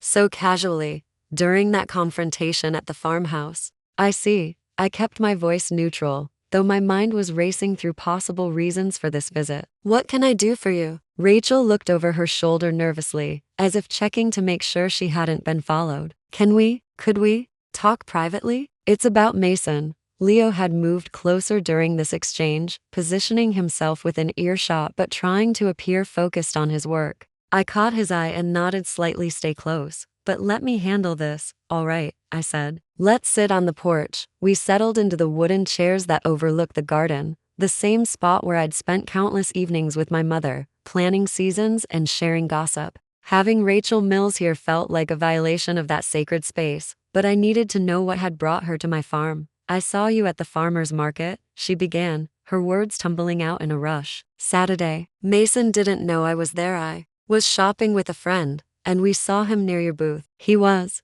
acting strange, stranger than usual. Strange how? He's been different since the divorce. Rachel picked at a loose thread on her sweater. Angry all the time, but not in a normal way. More like paranoid. He thinks you're trying to ruin his life. I almost laughed. I'm trying to ruin his life? I'm growing vegetables and teaching part-time. How exactly does that threaten him? That's what I keep trying to tell him. Rachel's voice carried a note of desperation. But he's convinced you're planning something. He drives by here sometimes, takes pictures of the farm. He's been researching property records, looking into your finances. She paused, meeting my eyes for the first time. He knows about the extra land. A chill ran down my spine that had nothing to do with the morning air. What extra land? The 80 acres your mother left you. The ones with the mineral rights. Rachel's expression was earnest, almost pleading. He's been obsessing over them. Says they're worth way more than anyone realizes. That you're sitting on a fortune and don't even know it. I kept my face carefully blank, but inside, alarms were ringing. How did Mason know about land that I'd only discovered a few months ago? The will had been filed with the probate court, but those records required specific knowledge to access. Rachel, I said carefully, why are you telling me this? She was quiet for a long moment, staring out at the garden where Leo was harvesting the last of the winter squash. When she finally spoke, her voice was smaller, more vulnerable. Because I'm scared of him. The admission seemed to cost her something. At first, he was charming, you know, successful, confident, seemed to have his life together. But after the divorce, it's like something broke inside him. He talks about you constantly, not in a sad ex-husband way, but in an angry, obsessive way. Has he hurt you? Not physically, but she struggled for words. He's not the person I thought I was dating. And some of the things he says about you, about what you deserve, they scare me. I leaned forward in my chair. What kind of things? Rachel's hands were shaking now. He says you stole what was rightfully his. That your mother poisoned you. Against him. That someone needs to teach you what happens when you try to humiliate a man. She looked at me directly, her eyes bright with unshed tears. Janelle, I think he's planning something. The weight of this revelation settled over me. Like a heavy blanket. I'd thought the divorce was over, that Mason had moved on with his new life and his new girlfriend. The idea that he was still fixated on me, still planning some kind of revenge, turned my morning coffee to acid in my stomach. Do you know what he's planning? No specifics. But he's been meeting with people, lawyers, real estate developers, private investigators. He's spending money we don't have on these meetings. Rachel wiped her eyes with the back of her hand. I found some paperwork in his office. Something about challenging the will, claiming your mother wasn't mentally competent. When she signed it, my blood went cold. That's ridiculous. My mother was sharp as a tack until the day she died. I know that, and you know that. But Mason thinks he can prove otherwise. He's been collecting medical records, talking to people who knew her, looking for any evidence of confusion or mental decline. Rachel stood abruptly, pacing to the porch railing. He's also been asking questions about the farm's finances, how much money you're making, whether you're behind on any payments, if there are any liens or debts he could exploit. I thought about the grants I'd applied for, the loans I'd taken to get the organic certification, the careful budgeting that kept the operation afloat month by month. None of it was secret, but in the wrong hands, financial information could be weaponized. Why are you warning me? I asked. You could just break up with him and walk away. Rachel turned back to face me, and I saw something in her expression that looked like shame. Because I helped him at first. When he told me his crazy ex-wife had stolen his inheritance, I believed him. I even helped him research property records and look up information about the farm. Her voice cracked. I didn't know the truth until I saw you at the market. The way he watched you. The way he talked about you afterward. That's not how someone acts about an ex who wronged them. That's how someone acts about a person they're planning to destroy. The sun was fully up now, warming the porch and casting long shadows across the garden. What should have been a peaceful morning had transformed into something darker, more complicated. I felt the same sensation I'd experienced in the months after my father's death, when the ground beneath my feet no longer felt solid. "What do you want from me?" I asked. "I want to help you stop him." Rachel's voice was stronger now, more determined. "I have copies of some of his research, recordings of phone conversations, documentation of the meetings he's been having. No, it's my fault he got as far as he did, and I want to make it right." Leo had moved closer during our conversation, close enough to have heard most of what Rachel was saying. He leaned against the porch post, his expression thoughtful. "Miss Rachel," he said, his voice gentle but firm, "what exactly do you think Mason is planning to do?" Rachel looked between us, seeming to weigh her words carefully. "I think he's trying to find a way to force Janelle to sell the farm, either through legal challenges or by making it impossible for her to keep operating." She paused, then added, quietly, "And I think if those methods don't work, he might try something more direct." The implication hung in the air between us, unspoken but understood. I thought about Mason's face at the farmer's market, the hollow look in his eyes, the desperate quality of someone who'd lost everything and blamed everyone but himself. "All right," I said finally. "Let's talk." Rachel's information proved more valuable than I'd dared hope. Over the next 2 weeks, she provided a steady stream of documents, photographs, and recordings that painted a disturbing picture of Mason's activities since our divorce. He wasn't just bitter, he was methodical, building a case against me with the same obsessive attention to detail he'd once applied to quarterly reports. The most damaging evidence came in the form of a manila folder Rachel smuggled out of his home office while he was at work. Inside were photocopies of medical records, witness statements, and a legal brief that made my hands shake as I read it. "Motion to contest will based on mental incapacity," the header read. Below that, 23 pages of carefully constructed arguments designed to prove that my mother had been suffering from dementia when she'd updated her will. The brief cited everything from her occasional forgetfulness during chemotherapy to a prescription for anxiety medication she'd taken after my father's death. "This is insane," I said, setting the papers on the kitchen table where Leo and I had been reviewing Rachel's latest delivery. "Every piece of evidence they're using could be explained by grief, medication side effects, or just normal human behavior."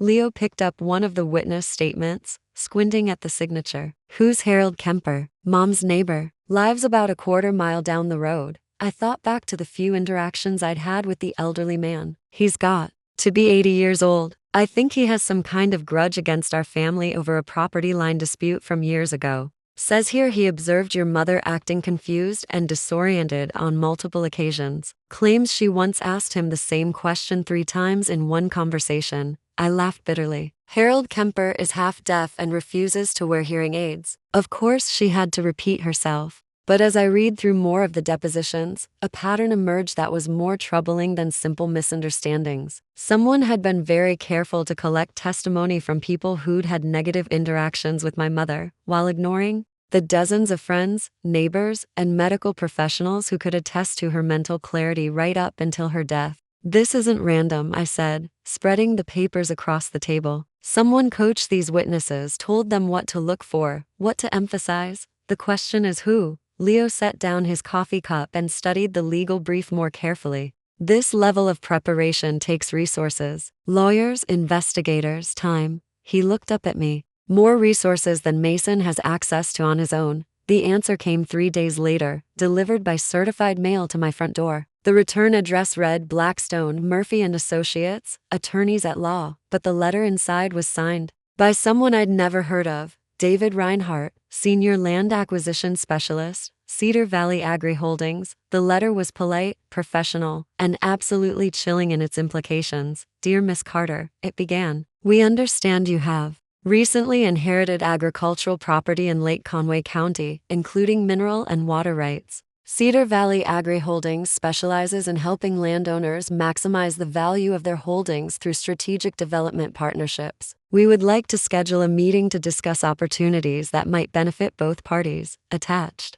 To the letter was a packet of information about Cedar Valley's other partnerships, glossy brochures showing transformed farmland converted into luxury housing developments, industrial facilities, and retail complexes. Each before and after photo told the same story: family farms bulldozed and paved over in the name of progress and profit. "They want to buy me out," I said, handing the letter to Leo. He read it twice, his expression growing darker with each pass. "This isn't a request, Janelle. This is a warning. They're telling you they know about the mineral rights, they know about the additional acreage, and they're giving you a chance to cooperate before they make things difficult. But I don't want to sell. The farm isn't for sale.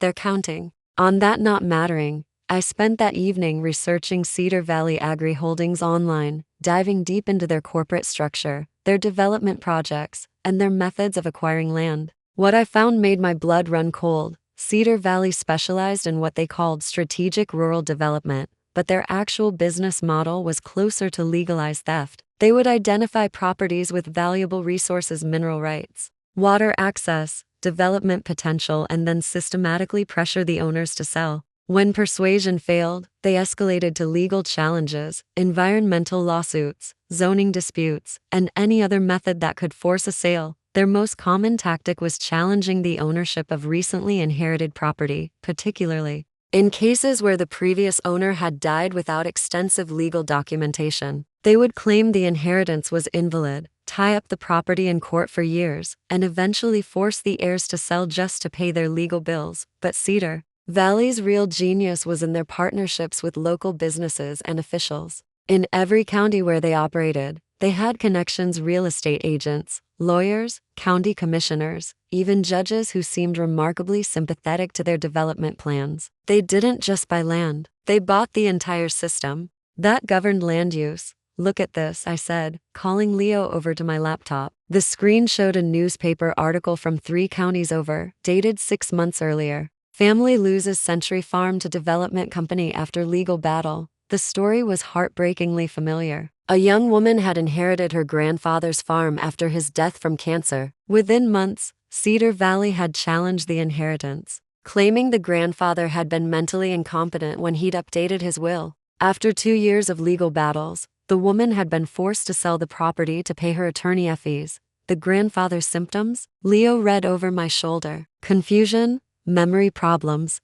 difficulty making decisions, all documented during his chemotherapy treatments. The parallels to my own situation were impossible to ignore. My mother's cancer treatments, the updated will, the sudden legal challenges. Cedar Valley was using the exact same playbook they'd perfected in a dozen other counties. "They've done this before," I said, scrolling through more articles. "Multiple times. And they've never lost a case. Every streak has to end sometime." I wanted to share Leo's confidence, but the more I researched, the more overwhelming Cedar Valley's resources appeared. They had teams of lawyers, unlimited budgets, and political connections that reached all the way to the state capitol. What did I have? A part-time teaching salary, a fledgling farm operation, and a pile of debt from my organic certification process. My phone rang just after 10 o'clock, jarring me from my research. The caller ID showed Mason's number, the first time he'd contacted me directly since the divorce.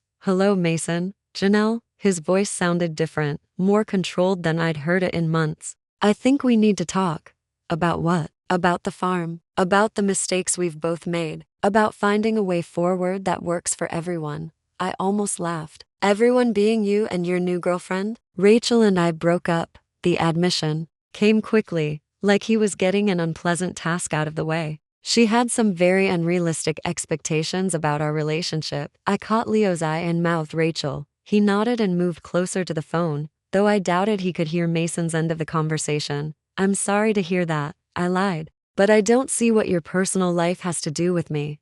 Look, I know things got ugly between us. I know I handled the divorce badly. But we're both adults, and we both have things the other one needs. What could you possibly have that I need?" There was a pause, and when Mason spoke again, his voice carried a hint of the old arrogance I remembered so well. "Legal problems. Janelle, I know about the challenge to your mother's will. I know about Cedar Valley's interest in your property. And I know you can't afford the kind of legal representation you're going to need." My grip tightened on the phone. "Are you threatening me?" "I'm offering to help you." I have connections in the development industry, relationships with people who can make these problems go away. But I need something in return. Let me guess. A piece of the farm, a partnership, 50-50 ownership of the mineral rights, and the additional acreage. You keep the farmhouse and enough land to continue your little agricultural experiment. I handle the business side, development deals, mineral leases, maximizing our return on investment. The audacity was breathtaking. After everything he'd done, after abandoning me at my lowest point and trying to steal my inheritance, he was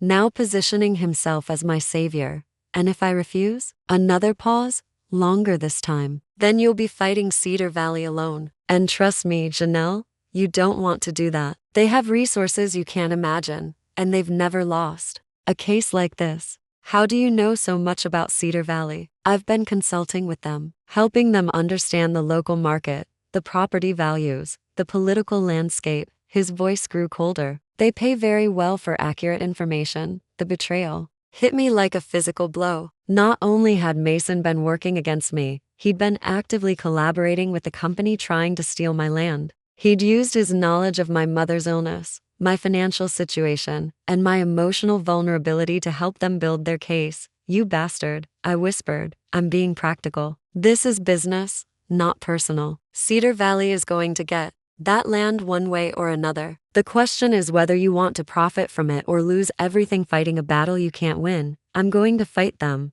Then you're going to lose. And when you do, when you're broke and homeless and wondering how it all went wrong, remember that I offered you a way out. The line went dead. I set the phone on the table and stared at it for a long moment, trying to process what had just happened. Well, Leo asked gently. He's working with them. Cedar Valley. He's been feeding them information about the farm, about Mom's illness, about my finances. I felt hollow, scraped clean by the magnitude of Mason's betrayal. He offered me a partnership, 50% of the mineral rights, in exchange for his help fighting the legal challenge, the challenge he helped create in the first place. Exactly. I stood and walked to the kitchen window, looking out at the dark fields where my mother had planted her first crops 40 years ago. Leo, what if he's right? What if I can't win this fight? Then we'll lose fighting for something that matters, instead of winning by giving up everything your mother worked for. His words steadied me, reminding me of the woman who'd raised me, who'd taught me that some battles were worth fighting regardless of the odds. My mother had faced down cancer, financial struggles, and the slow death of small-scale farming.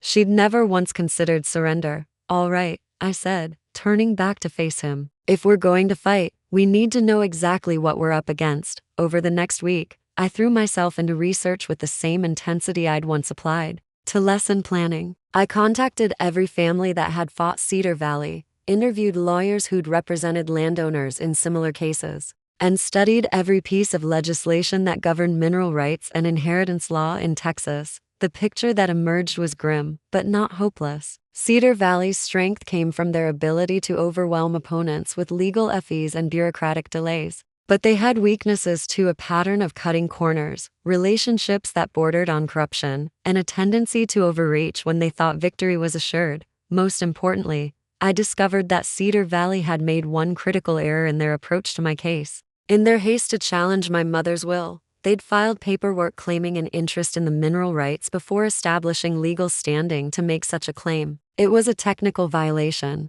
but potentially a significant one. It's like claiming someone else's lottery ticket before proving they didn't buy it legitimately, explained Jennifer Walsh, a property rights attorney in Austin who'd agreed to review my case. They jumped the gun, and that might give us an opening. An opening to do what? To challenge their standing to contest the will in the first place. If we can prove they had no legitimate interest in the property when they filed their initial claim, we might be able to get the entire case dismissed. It wasn't a guarantee, but it was hope. For the first time since receiving David Reinhardt's letter, I felt like I had a path forward that didn't involve surrender. The next phase of the battle was about to begin, and I intended to be ready for it. That night, I sat on the porch where I'd spoken with Rachel 2 weeks earlier, listening to the sounds of autumn settling over the farm. Somewhere in the darkness, an owl called from the old oak tree my father had planted the year I was born. The sound was both lonely and comforting, a reminder that this land had witnessed generations of struggle and survival. My phone buzzed with a text message from an unknown number. Be careful. They're watching the house now. Looked out into the darkness beyond the porch light's reach, but saw nothing unusual. Still, Rachel's warning sent a chill down my spine. The stakes of this fight were higher than I'd realized, and the opponents were more dangerous than I'd imagined. But I wasn't the same woman who'd found divorce papers on her kitchen table 6 months ago. I was Janelle Carter, daughter of farmers, protector of family legacy, and I wasn't going to be intimidated into surrender. The war for my land was just beginning. The surveillance became impossible to ignore after Rachel's warning. Every morning when I walked to the mailbox, I noticed the same white sedan parked on the shoulder of the county road, just far enough away to seem innocent. When I drove to town for supplies, the car would appear in my rearview mirror, maintaining a careful distance, but never quite disappearing. Leo spotted them, using binoculars to photograph the farm buildings from the tree line that bordered the north pasture. Professional job, he said, lowering the field glasses. They're not trying to hide anymore. They want you to know you're being watched. The psychological pressure was effective. I found myself second-guessing every decision, wondering who might be reporting back to Cedar Valley about my activities. When I met with Jennifer Walsh to discuss legal strategy, I insisted on driving 40 miles out of our way to a restaurant in a different county. When local reporters started calling about the development controversy surrounding my farm, I realized that Cedar Valley's media campaign had begun. The breaking point came on a Thursday morning when I discovered that someone had been on my property during the night. Nothing was stolen or damaged, but subtle signs indicated a thorough search, gates left unlatched that I distinctly remembered securing. Equipment moved slightly from where I'd left it, even footprints in the soft earth around my mother's old toolshed. They're looking for something specific, Leo said, examining the disturbed ground near the barn. This wasn't random vandalism. Someone knew exactly what they wanted to find. But what? I've already provided all the legal documents to my attorney. There's nothing hidden here. Maybe there is, and you just don't know it yet. That afternoon, my phone rang with a call from a number I didn't recognize. When I answered, Rachel's voice was barely above a whisper. I can't talk long. Can you meet me tonight? Somewhere private? Rachel, if you're in danger, just listen. The old railway bridge on County Road 15. You know the one? 10 o'clock. And Janelle? Don't trust your phone anymore. They're listening to everything. The line went dead, leaving me staring at the silent device in my hand. If Rachel was right about the phone surveillance, then Cedar Valley had heard every conversation I'd had with my attorney, every discussion with Leo about our defensive strategy. We'd been playing chess while they could see every move we planned to make. The railway bridge was a relic from the 1940s, when freight trains still carried grain from the local elevators to market. Now it stood abandoned, its concrete supports crumbling and its steel framework rusted by decades of weather. The county had posted warning signs about structural integrity, but teenagers still used it as a meeting spot for activities their parents wouldn't approve of. I arrived 15 minutes early and parked behind a stand of mesquite trees that concealed my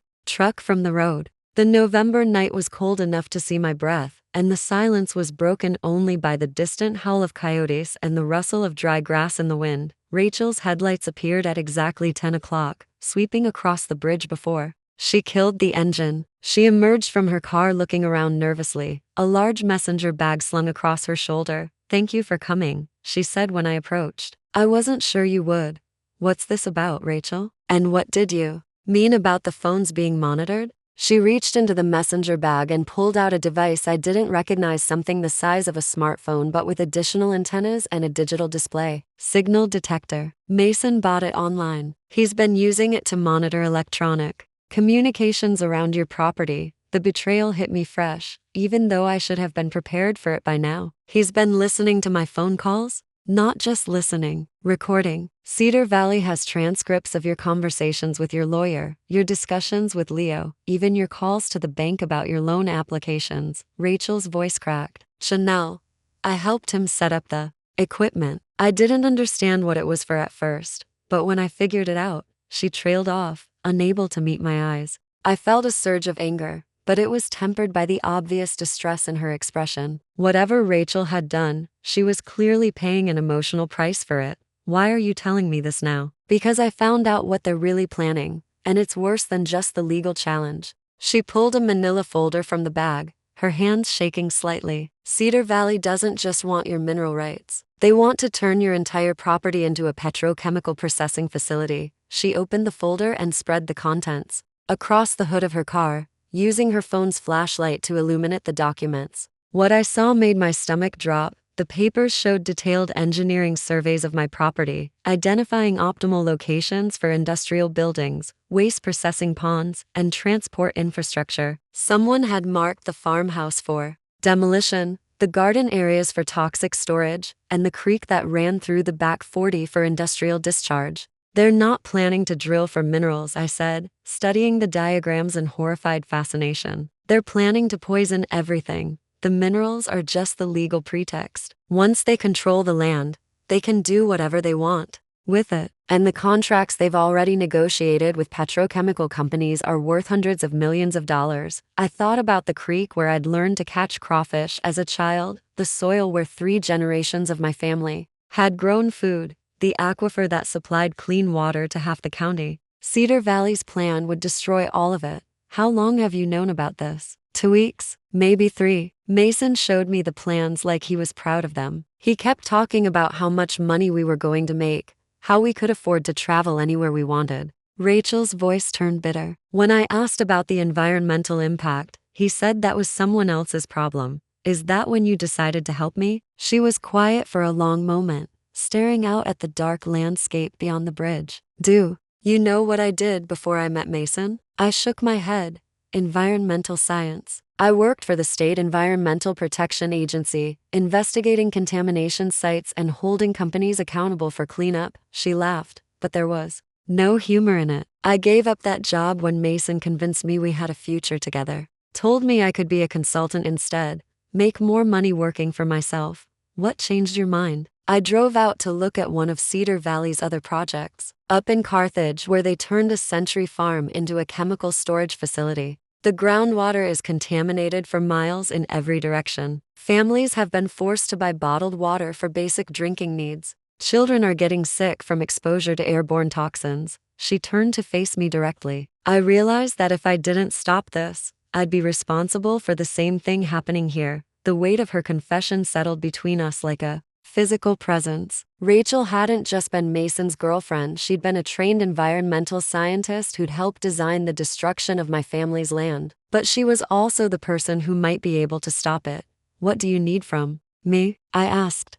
Nothing. I need to give you something. She pulled another folder from the bag, this one much thicker than the first. Copies of all the surveillance records, all the environmental impact studies Cedar Valley tried to hide, all the communications between Mason and their executives. Everything you need to prove they've been conducting illegal surveillance and planning to violate environmental protection laws. I opened the folder and saw hundreds of pages of documents, phone transcripts, email printouts, financial records, and technical reports. The evidence was overwhelming, but it raised an obvious question. Rachel, if you give this to me, what happens to you? Mason will know it came from you. I'm leaving tonight, driving to my sister's place in Colorado. I've already sent copies of everything to the State Environmental Protection Agency and the FBI's white-collar crime unit. She reached into her bag one more time and pulled out a small digital recorder. I also recorded my last conversation with Mason. He admitted to illegal surveillance and made some threats that probably violate federal law. What kind of threats? He said if you didn't cooperate voluntarily, Cedar Valley had other methods of persuasion. He mentioned that rural properties are vulnerable to accidents, equipment failures, chemical spills, fires. Rachel's voice dropped to barely above a whisper. Janelle, I think he's planning to hurt you. The night suddenly felt colder, and I found myself scanning the darkness around us for signs of movement. If Mason was desperate enough to resort to violence, then our isolated meeting location might not have been as safe as I'd assumed. We should get out of here, I said. Wait, there's one more thing. Rachel pulled out a small key attached to a numbered tag. Storage Unit 247 at the U-Store facility on Highway 21. I rented it under a fake name and paid for 6 months in advance. There are backup copies of all these documents, plus some things I took from Mason's office that might be useful later. I took the key, feeling its small weight in my palm. Why are you doing all this? Really? Rachel was quiet for so long I thought she wasn't going to answer. When she finally spoke, her voice was barely audible over the wind. Because my father was a farmer. Small operation in Nebraska, corn and soybeans. When I was 12, an agricultural corporation moved in and convinced him to sell his mineral rights for what seemed like good money at the time. She paused, her breath visible in small puffs in the cold air. 2 years later, they turned his farm into a feedlot operation. The runoff contaminated. The groundwater killed everything he'd planted, made the land worthless for agriculture. He spent the rest of his life trying to fight them in court. What happened? He died of a heart attack during the trial. Mom always said it was the stress that killed him, not his heart condition. Rachel wiped her eyes with the back of her hand. I became an environmental scientist to prevent what happened to my family from happening to others. But when I met Mason, I let him convince me that I was being naive, that business and environmental protection could coexist. And now I know that some people will destroy anything for money, and the only way to stop them is to fight back with everything you have. She closed the messenger bag and slung it over her shoulder. I'm sorry it took me so long to remember who I really am. We walked back to our cars in silence, each lost in our own thoughts about the battle ahead. As I reached for my door handle, Rachel called out softly, Janelle, be careful who you trust from now on. Cedar Valley has people everywhere, lawyers, county officials, even some of the other farmers. The corruption goes deeper than you know.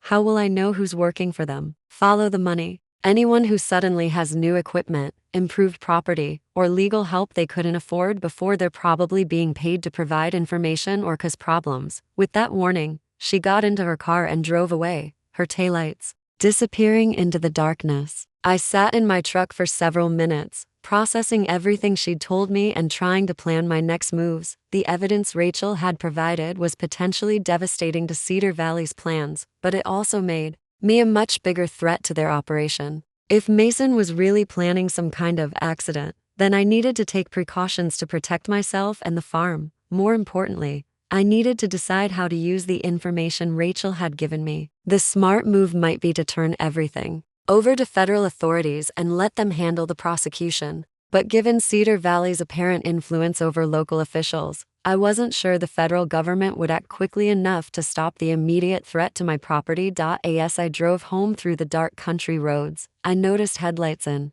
my rearview mirror maintaining the same careful distance I'd grown accustomed to over the past few weeks. But this time, instead of feeling intimidated, I felt something closer to satisfaction. Let them watch, I thought. Tomorrow, they're going to discover that the scared widow they've been stalking has become something much more dangerous, a woman with evidence, allies, and nothing left to lose. The real war was about to begin. Scene context. The morning is cool and crisp. A heavy fog clings to the hills just beyond the Carter farm's fence line. Inside the house, Janelle sits at the kitchen table, hands clasped, laptop open in front of her. Her thumb taps anxiously against a flash drive resting beside her coffee mug. It contains everything: scan documents, audio files, photos, and email threads. The sum of her ex-husband's betrayal, and the key to bringing down Cedar Valley Agri Holdings. Across from her, Leo reviews the checklist she drafted the night before. He's quiet, methodical, occasionally grunting in approval or disagreement.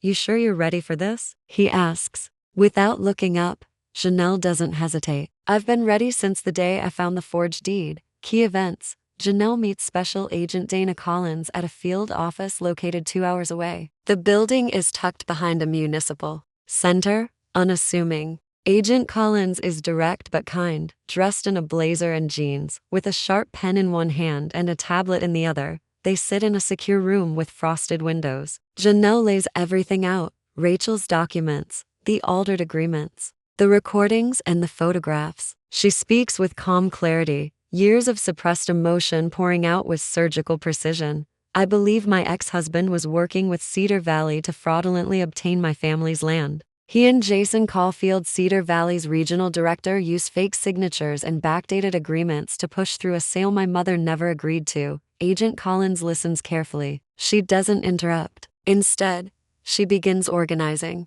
Janelle's materials into evidence folders. Have you contacted the state attorney general's office? The agent asks. Yes. My lawyer already submitted a civil complaint. But this goes deeper. This is coordinated fraud. Collins nods. It's not the first time Cedar Valley has appeared on our radar. But we haven't had a civilian with your level of documentation come forward, emotional and character development. In this moment, Janelle transforms yet again from a survivor to a whistleblower, from a defender of her mother's legacy to a woman carrying the weight of justice for more than just herself. She doesn't tremble, doesn't back down. Leo, waiting outside in the parking lot, paces like a soldier guarding a fort. He's not inside, but his presence is grounding. When Janelle finally steps back outside, she doesn't look drained. She looks ready.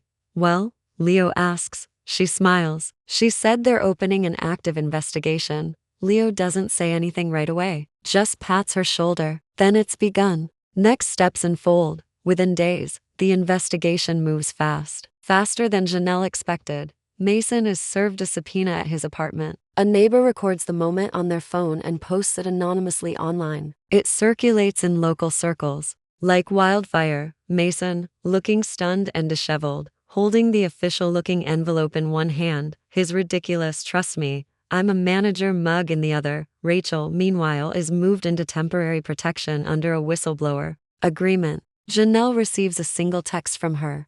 "Thank you. I didn't know how to get out. You gave me away." Scene: Cedar Valley's response. Public pressure mounts. Cedar Valley releases a statement denying any wrongdoing, calling the allegations unfounded and emotionally driven. But the damage is done. A local news outlet publishes a piece with receipts, comparing Janelle's recordings to documents filed with the county. Another former Cedar Valley employee comes forward, anonymously, to confirm Janelle's story. The cracks are beginning to show. Theme focus. Theme: truth has weight, but so does courage. Janelle didn't just uncover a crime, she dared to name it. And now, the structures that profited from silence are crumbling beneath the pressure of her voice and the undeniable evidence she carries. Scene: quiet reflection. One evening, Leo finds Janelle sitting on the porch, notebook in hand. "You still writing down plans for the greenhouse?" he asks. She closes it slowly. "Actually, I'm writing down what I'd tell my mom right now." Leo doesn't pry, just nods. She flips open a page and reads aloud. "You were right to keep the land in my name. You knew what was coming. I thought it was about grief, about loss. But now I know it was about guardianship. You passed the torch. I didn't drop it." She looks up. Her eyes shimmer, but her voice is strong. "They tried to make me feel small, Leo. But this land makes me feel enormous." Leo chuckles softly. "That's the dirt talking. It always tells the truth." Closing scene set up. A week later, Janelle receives confirmation. The AG's office is formally collaborating with the FBI. Multiple Cedar Valley executives, including Jason Caulfield, are being called in for depositions. Mason's financials are being reviewed. The State Ethics Board opens a parallel investigation into county records handling. The machinery is turning, and Janelle, she's still out in the fields at sunrise, boots covered in soil, clipboard in hand, planning next season's planting schedule. Because no matter how many buildings shake in town, the roots here hold firm. Scene context: a chill lingers in the morning air, but the Carter farm is alive. Late autumn colors burn along the horizon in shades of fire orange and rust red. The fields lie in neat rows, blanketed with winter rye and straw mulch. Chickens strut lazily outside their coop, and Leo is loading crates onto the back of Janelle's old F-50. Inside the farmhouse, Janelle stands in front of the mirror in her mother's old bedroom. Her reflection is different now, less fragile, more grounded. She's wearing a soft plaid shirt tucked into worn jeans, her sleeves rolled up, and a ribbon of earth still caught under her fingernails. On the dresser beside her, a sealed manila envelope with a government seal sits beside a folded letter. The court ruling.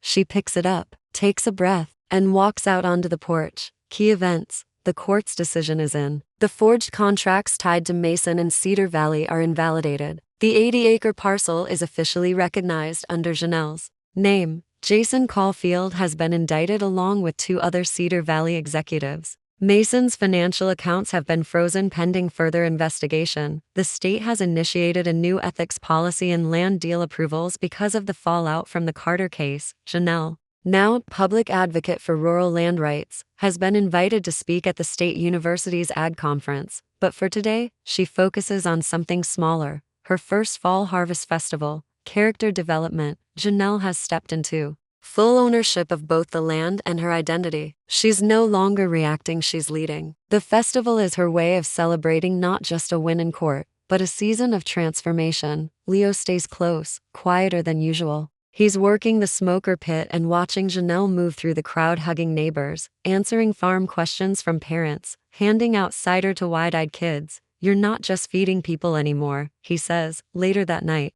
As they stack tables, you're anchoring them. Janelle nods. That's the difference between surviving and planting roots. Emotional or theme focus. Theme, when you stand tall in your truth, everything around you grows taller too. The harvest festival is layered with symbolism. The crops, the people, the music. It's not flashy, but it's warm, nourishing, and loud with life. A direct contrast to the hollow silence that opened Janelle's story. One quiet moment stands out. Janelle spots a little girl tracing her fingers across the carved wooden sign her mother had installed decades ago. Carter Acres, Est. 1973. Janelle walks over and gently asks if the girl likes the sign. My grandma says this place is magic. The girl replies. Janelle smiles. She's right. Scene transition. As night falls, strings of soft yellow lights flicker on across the barn and tents. Families linger longer than expected. Kids chase fireflies. Someone starts singing. Janelle steps away briefly, just past the fence line, and watches the festival from a distance.